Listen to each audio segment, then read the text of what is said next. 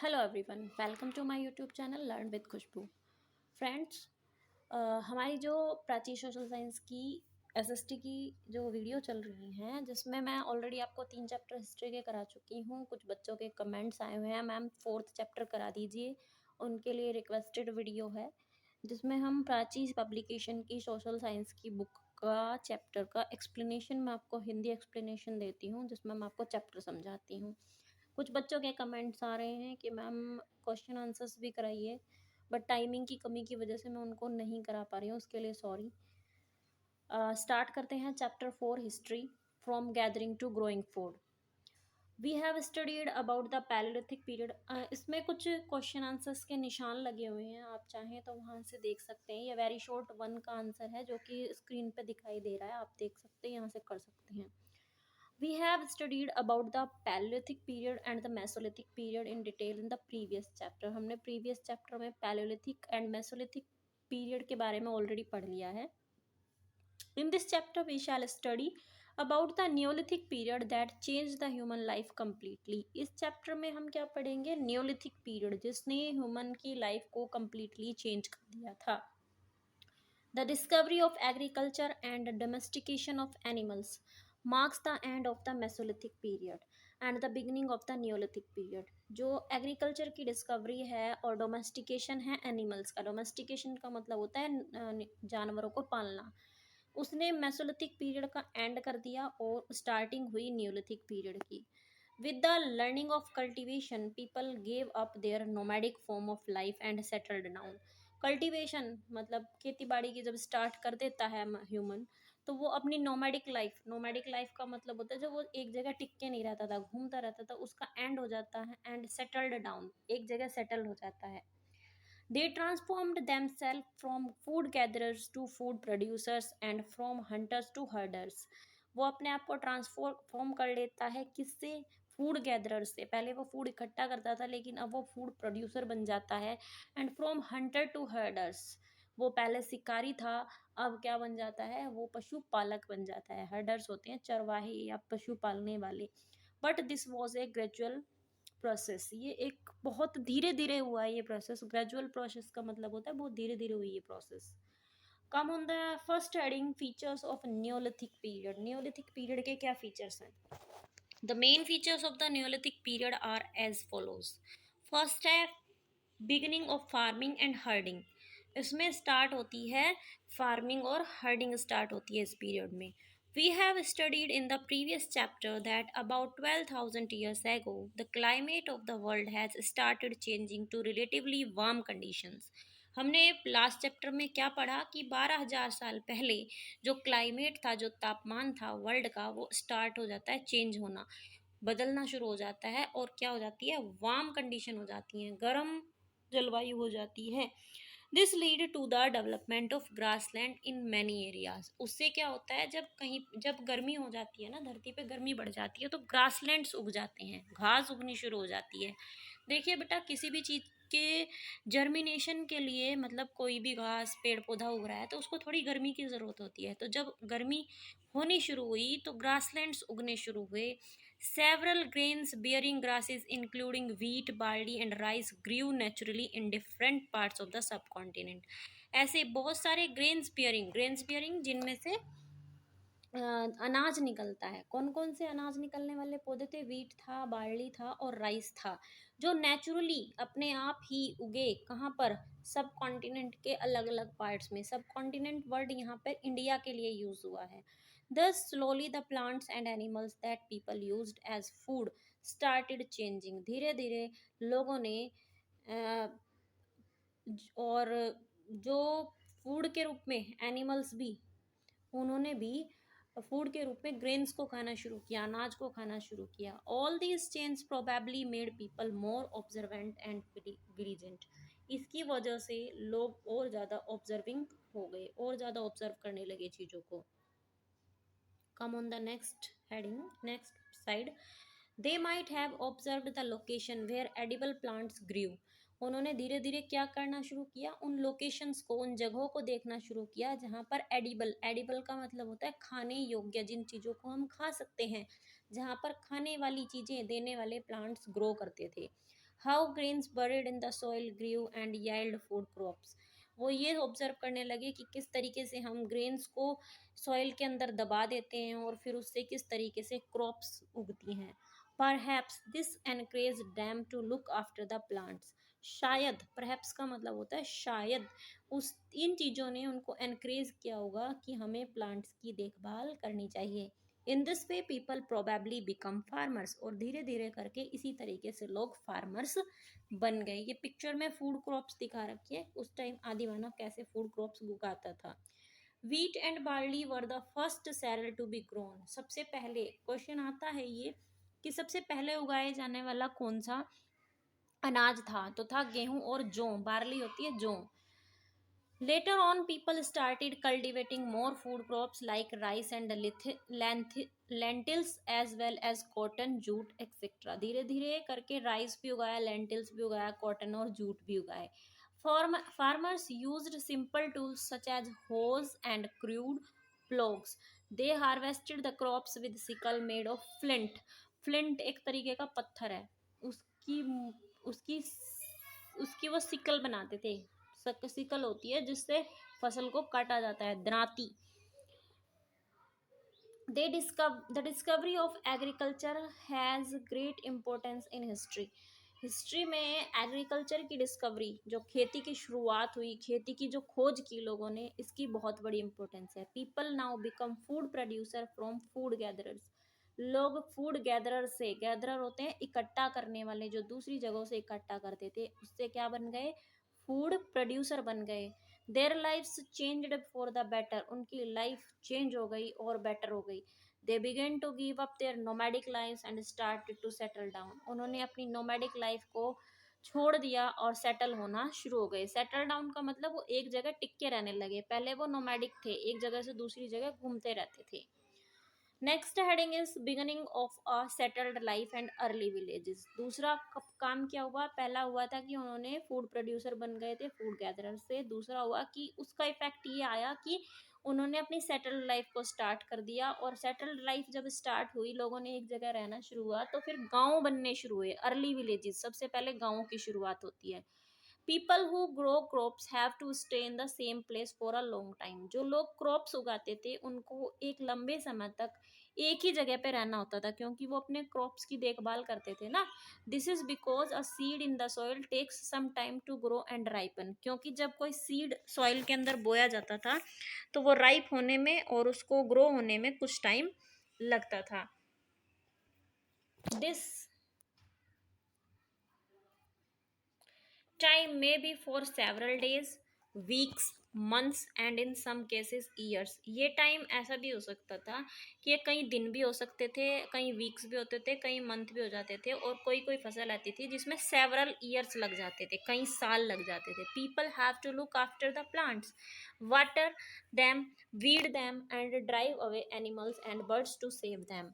लोगों को उसमें क्या करना पड़ता था, जब कोई कहीं पे कुछ उगा लेता था तो उनको पानी भी देना होता था, उनको लुक आफ्टर करना होता था, वीडिंग करनी होती थी। वीडिंग होती है जो एक्स्ट्रा जो उसके अंदर पौधे उग के आ जाते हैं ना फसल के अंदर।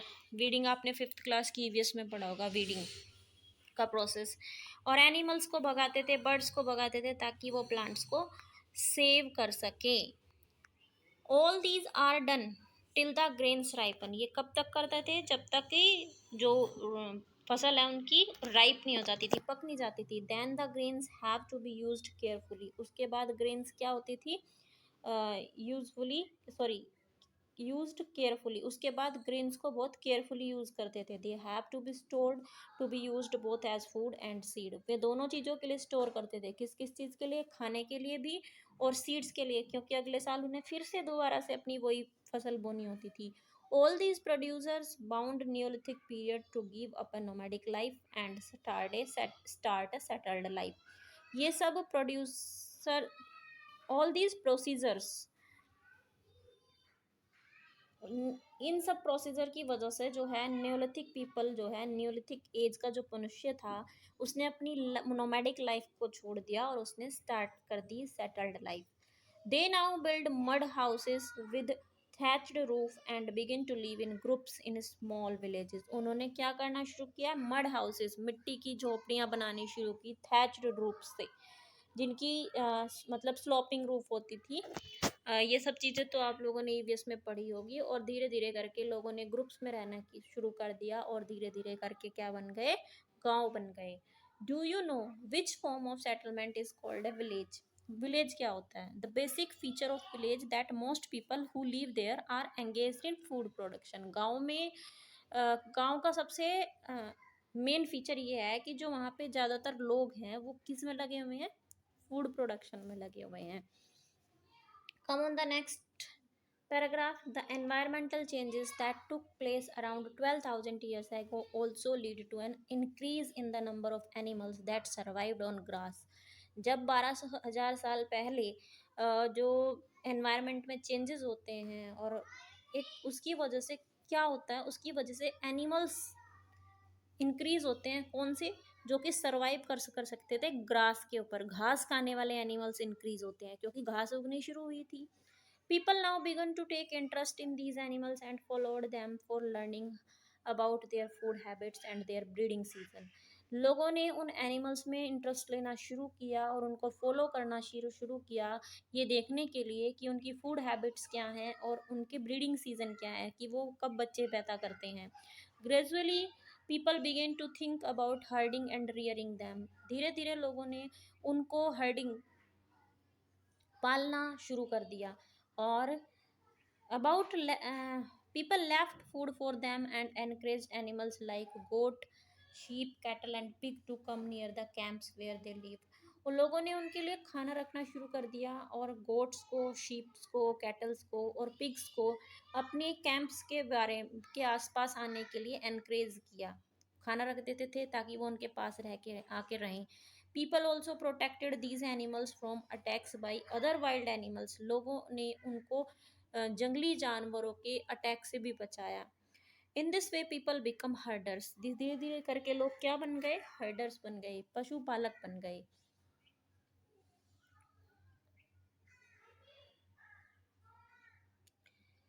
Next paragraph. Come on the right side of the page, number 35. The wild ancestors of the dog was the first animal to be domesticated.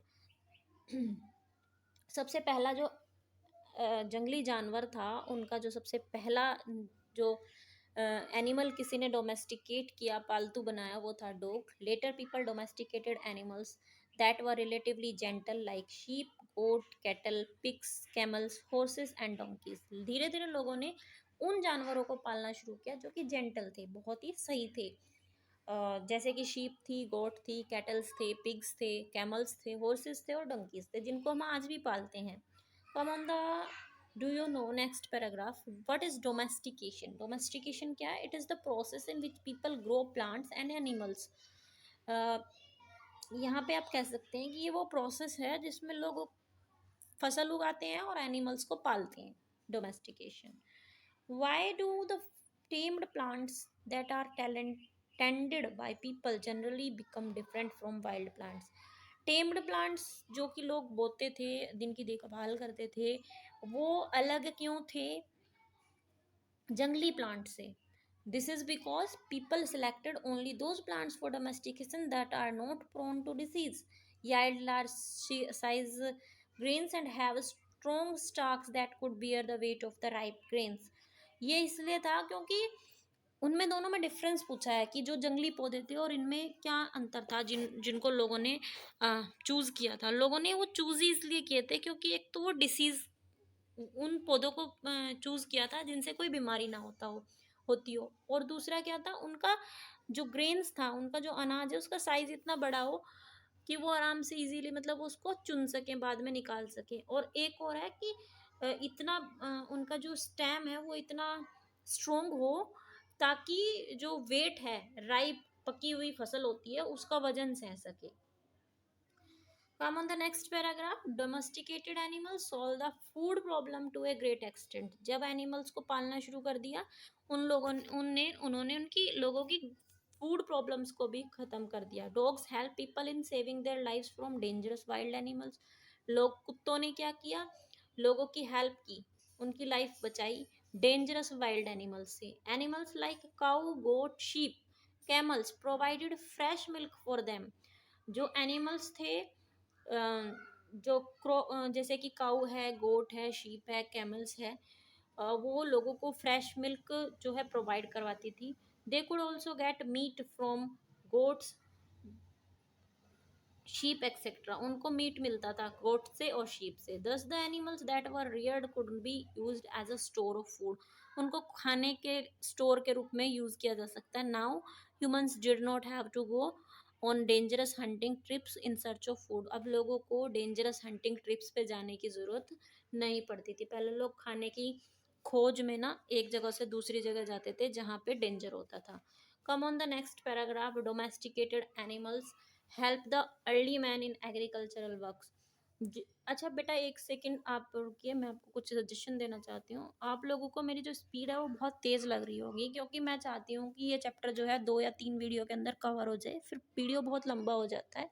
तो आप इसके लिए ऐसा कर सकते हैं कि आप अगर एक बार आपको समझ में नहीं आया और आपको अच्छे से समझना है, तो वीडियो की स्पीड में जाके आप कम स्पीड में देख सकते हैं। जो नॉर्मल स्पीड है उससे भी थोड़ी कम में भी देख सकते हैं। तो वहाँ आपको मेरी जो स्पीड है वो थोड़ी स्लो नज़र आएगी, स्लो सुनेगा तो आप इजीली पढ़ सकते हैं। चलिए स्टार्ट करते हैं। Domesticated animals help the early man in agricultural work. जो डोमेस्टिकेटेड एनिमल्स थे उन्होंने अर्ली मैन को एग्रीकल्चरल वर्क में भी हेल्प किया। Bullocks, donkeys, horses and camels were used for riding and ploughing the field. इन जानवरों से वो फील्ड को प्लॉग कराते थे। These animals provided manure to increase the fertility of soil.